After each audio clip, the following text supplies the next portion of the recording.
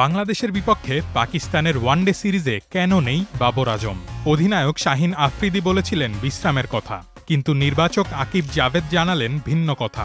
ডানহাতি top order batsman Babar Azam ও allrounder ফখর জামান দুজনেই এখন ইনজুরির কবলে। বিষয়টি নিয়েই তৈরি হয়েছে রহস্য।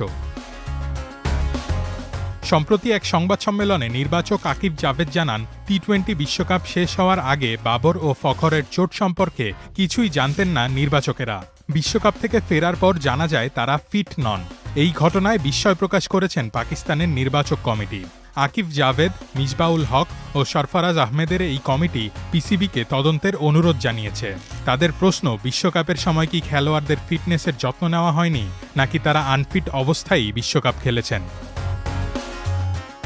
আকিব জাভেদ স্পষ্ট করেছেন, বাবর বর্তমানে এতটাই আনফিট যে তিনি বাংলাদেশ সিরিজ তো বটেই, এমনকি ঘরোয়া ন্যাশনাল টি-20 কাপেও খেলতে পারবেন না। যদিও বাবর নিজে খেলতে চেয়েছিলেন, কিন্তু ফিটনেস সায় না দেওয়ায় তাকে মাঠের বাইরেই থাকতে হচ্ছে। একই অবস্থা ফখর জামান ও সালমান মির্জারও। নির্বাচকরা প্রশ্ন করেছেন, পাকিস্তান টি-20 বিশ্বকাপের সেমিফাইনালে উঠলেও কি তারা খেলার জন্য ফিট থাকতেন কি না। তবে বাবর ফখরের চোটের কারণেই যে বাংলাদেশ সিরিজে তরুণদের সুযোগ দেওয়া হয়েছে, বিষয়টি তেমন নয়। আকিব জাভেদ জানিয়েছেন, জিম্বাবুয়ে সিরিজের পর থেকেই তারা সিদ্ধান্ত নিয়েছিলেন যে বাংলাদেশের বিপক্ষে পূর্ণ শক্তির দল পাঠানো হবে না। মাঝ সাদাকাত সহ অন্তত 6 জন নতুন ক্রিকেটারকে সুযোগ দেওয়ার পরিকল্পনা তারা বিশ্বকাপ শুরুর আগেই করে রেখেছিলেন। বাবর ও ফখরের এই রহস্যময় চোট নিয়ে আলোচনা চলছে।